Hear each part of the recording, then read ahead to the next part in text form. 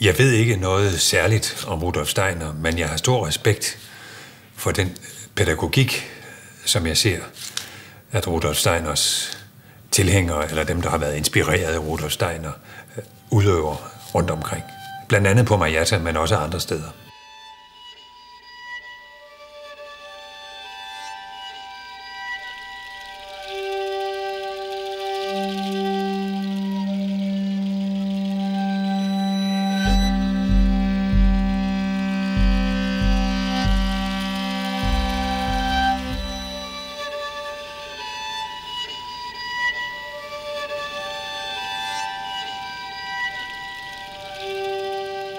Marietta, det er en virksomhed eller en institution for udviklingshæmmede børn og unge og voksne.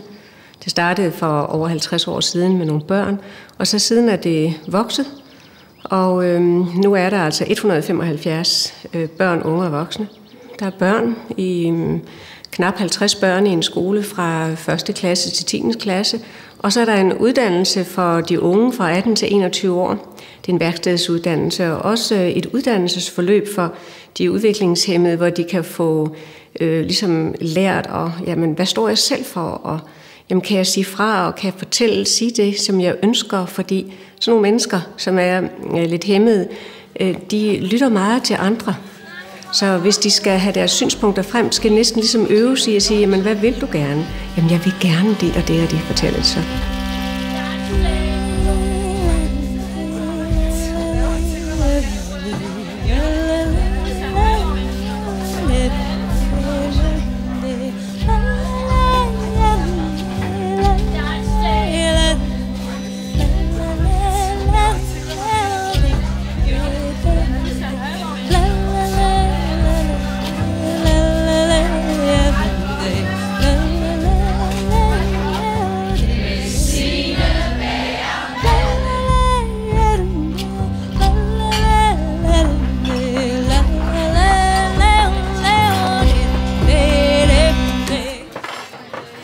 Respekten bunder jo i, at jeg ikke bare som undervisningsminister, men også som far til et handicappet barn, har set Steiner-pædagogik i praksis. Og så har jeg også sympati for det, som jeg opfatter som en kulturel forankring. Altså man lægger jo meget vægt på både salmer og sange og på historisk baggrund. Og når de spiller deres spil, så er der altid, synes jeg, en historisk og filosofisk dimension, som tiltaler mig. Ja, helsepædagogik, det ligger i ordet helse, og det betyder egentlig jo at helbrede. Nu kan man ikke helbrede mennesker i den forstand helbrede, men man kan godt tænke på hele tiden, at man skal appellere til det, som ligger dybt i mennesket, og som gerne vil frem, men som måske ikke kan nemt ved at komme frem, fordi de har nogle motoriske problemer, og de har nogle sprogproblemer, og de har måske nogle intellektuelle problemer, så de kan ikke sådan forbinde det, man tænker, og det, man føler, og det, man gerne vil, og få det frem. Så man skal ligesom se igennem problemet, og se, hvad er der, som gemmer sig, så man kan være med til at hæve det frem, få det frem i lyset. Og derfor kalder vi det helsepædagogik. Brug din pædagogik, det vil sige, at du bruger egentlig dig selv som redskab, som pædagog, til at få det frem, som ligger som potentiale i mennesket.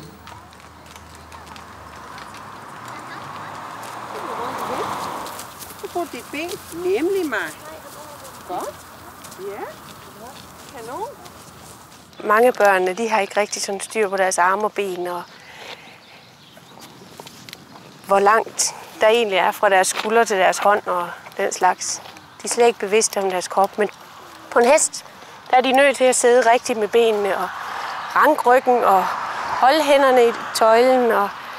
Og på den måde er de nødt til at kontrollere deres muskler og selvfølgelig også holde balancen, så det ikke skvatter af. Det var godt, Mark. Ja. Og så den her vej rundt. Så går det fremad. Kan du ride ud med hænder igen? Ja, det her. Hvor er det flot! Men så har man noget, vi kalder, nogen kalder det rygmarv. Man lærer det på rygmarven. Man kan også sige, at det er en muskelhukommelse. For jo, hvis du gentager det inde i muskulatur, så ved du det. Du ved jo selv, hvis du skal køre bil, så kan det ikke nytte noget, du siger til dig selv, nu skal min fod løfte sig for speederen, og den anden fod skal trykke på bremsen, for så når du ikke at reagere. Men du kan det. Kroppen kan det.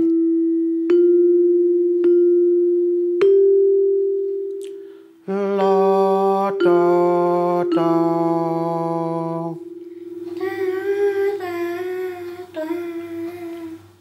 La, da, da.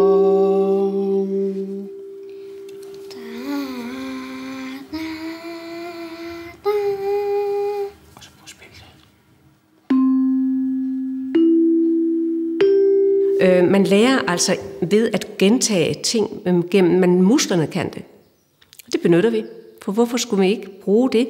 De kan lære musikstykker udenad. Når nu fingrene har trykket tilstrækkeligt mange gange, lukket hullerne på en fløjte, eller de har bevæget sig tilstrækkeligt mange gange og spillet xylofoner, hvad det nu kan være, så kan de lære musikstykker udenad, som var en hel time. Fordi musklerne ved det.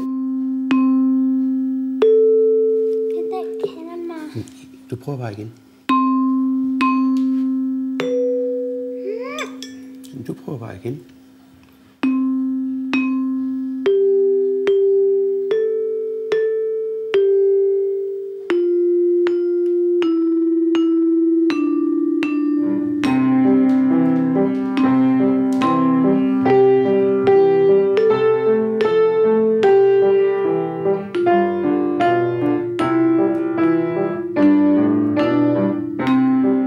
Børn, der har det, at angsten ligger tæt på overfladen.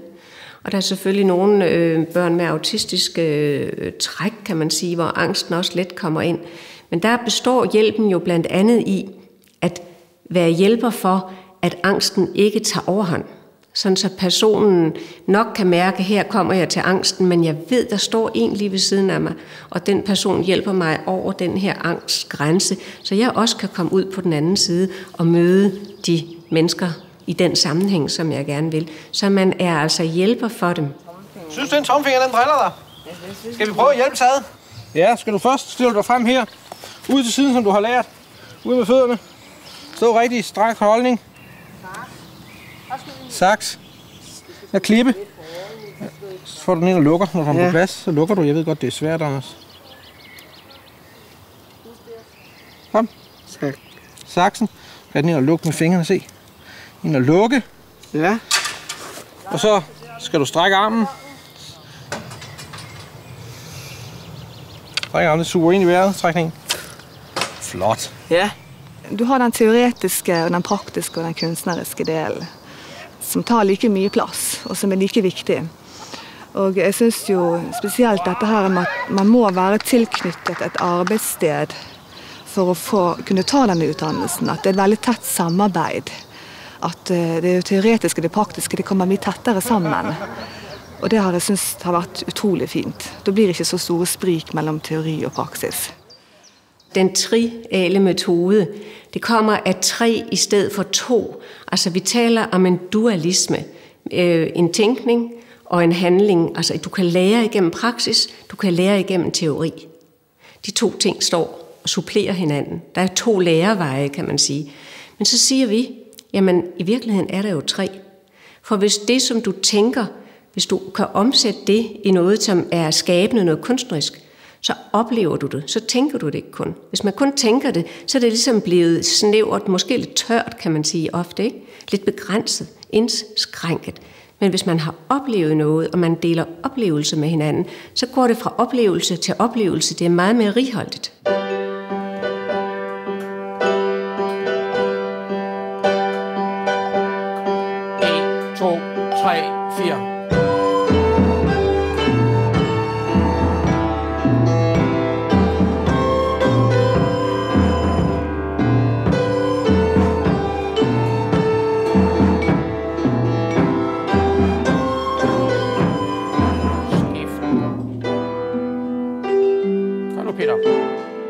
Mine seminarister lærer at bruge sig selv, fordi de får øjnene op for nogle kvaliteter i sig selv, som man normalt ikke oplever.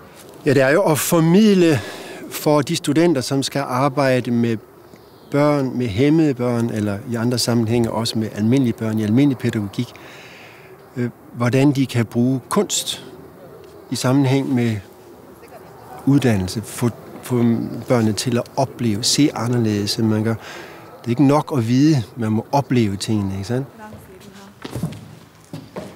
Har du lyst til at berøre gulvet her? Så du kommer på det.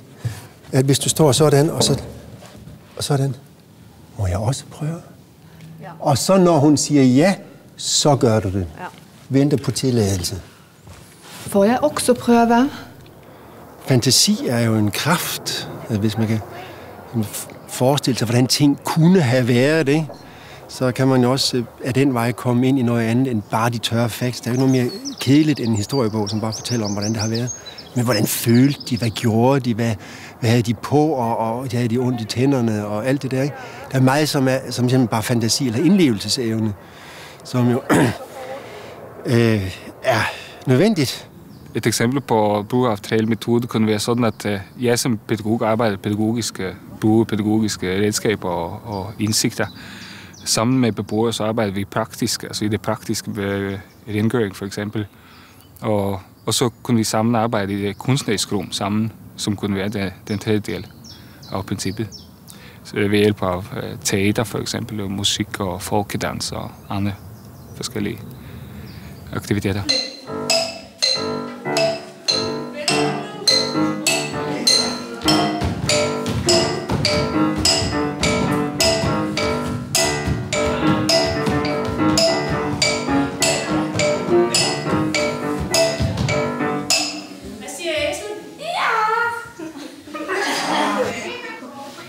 Og så skal du se at få din dronning op, Oberon. Jeg vil befri min alfadronning. Og så rører du igen med.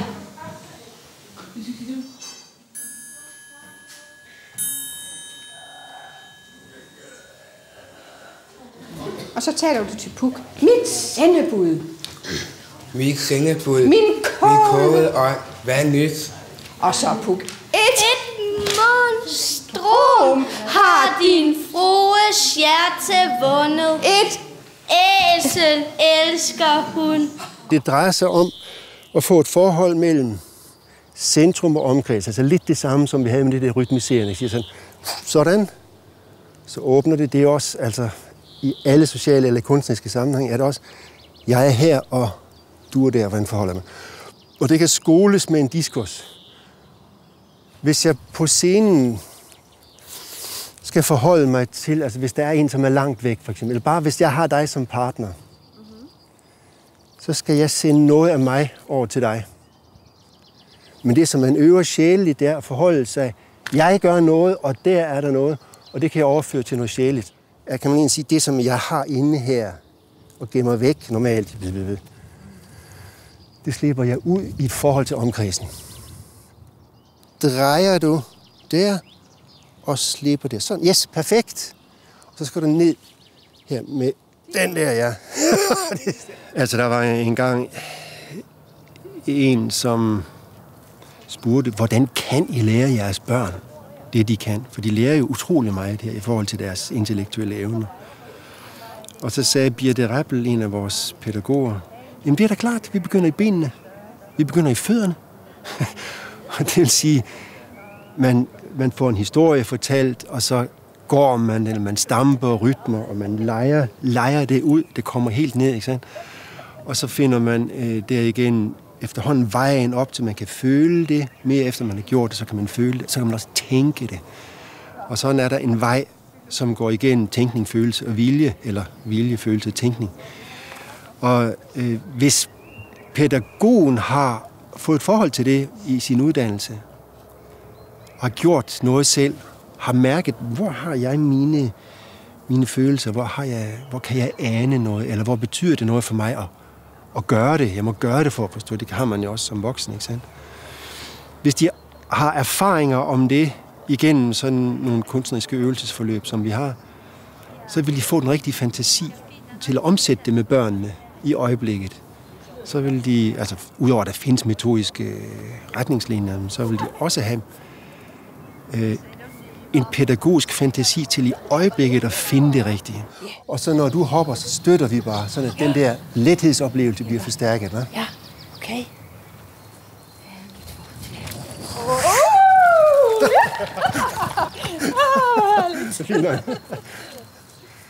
Kanskje. Kanskje.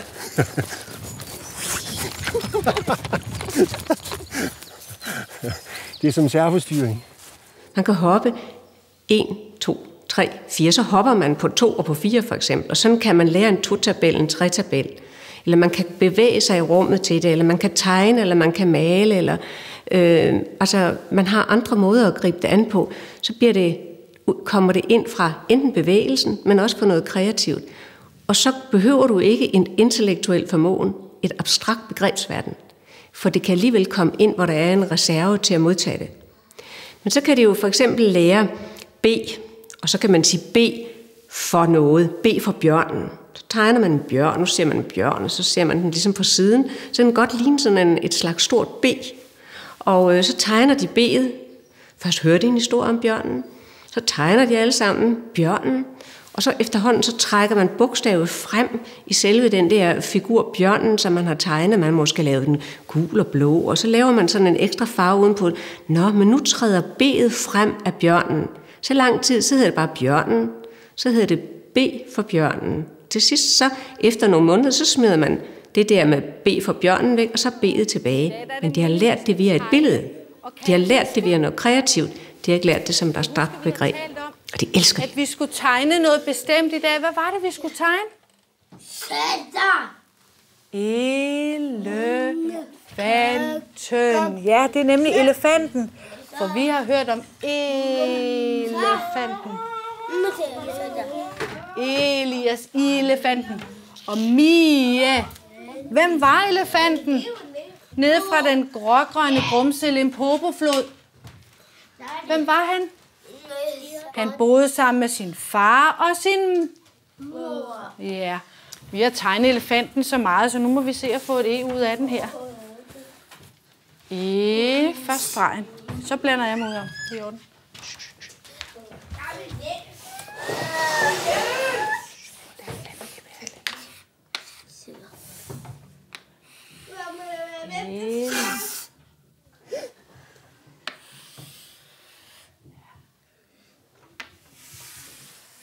Jamen, Elias dog, skulle vi give ham en hånd? Der er en kontinuitet i det, Marietta laver. Der er en ro, der er de rammer, der skal til. Ikke de fysiske rammer, men rammerne i hverdagen, strukturen i hverdagen, som gør, at Laura hun ikke bliver så flyvsk og så spredt, som hun kan være. Forstået på den måde, hun kan samle sig, hun kan bedre fokusere og koncentrere sig om de ting, hun skal lave. Hun har en skole, hvor hun er på niveau med de andre. Hun er ikke håbløst bagud og bliver ikke presset i alle situationer, heller ikke socialt. Og det gør, at hun i dag er meget mere harmonisk, end hun var 2 år siden. Bevæggrunden måske for at være hernede i dag, og grunden til, at vi trods alt søgte det, sådan lidt i forhold til de fordomme og det, man ellers måske burde have skræmt en væk, har været, at det etablerede system jo ofte er et værested mere end det er et lærested. Altså det er en anbringelse af sit barn, uvilkårligt, uden hensyntagen til hvilket handicap der er. Så det er jo en broget masse, man arrangerer dem i. Og man kan sige, netop lærestedet var for os vigtigt i valget af Marietta, med de pædagogikker og de, kan man sige, indlæringsformer, de gør brug af hernede.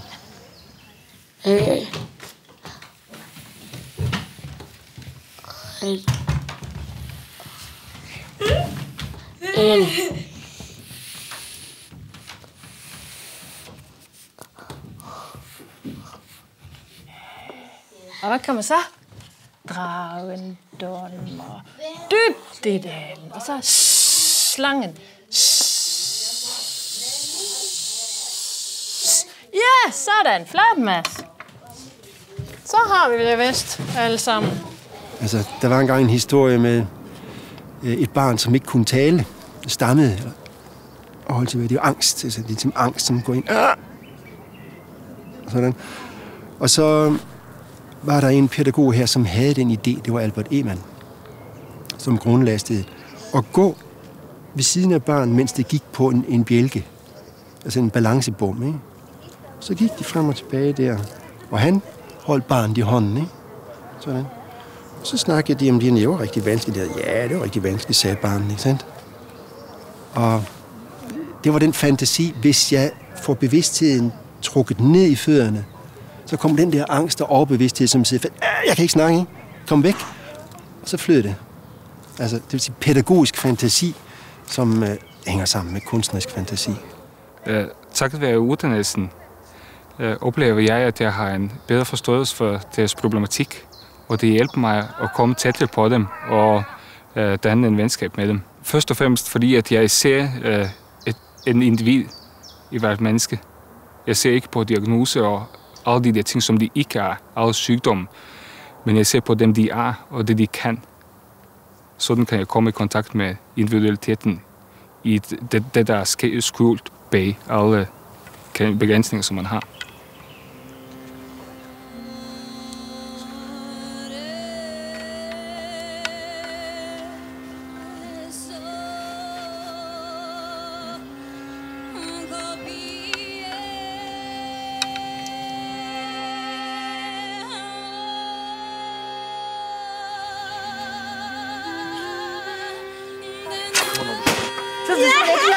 Ja, I klarede den. Det var flot. Ja. Det var godt. Det var rigtig godt, Anders. Jeg vil sige, hvis ikke man har fantasi, så er man ikke klar til at opleve virkeligheden.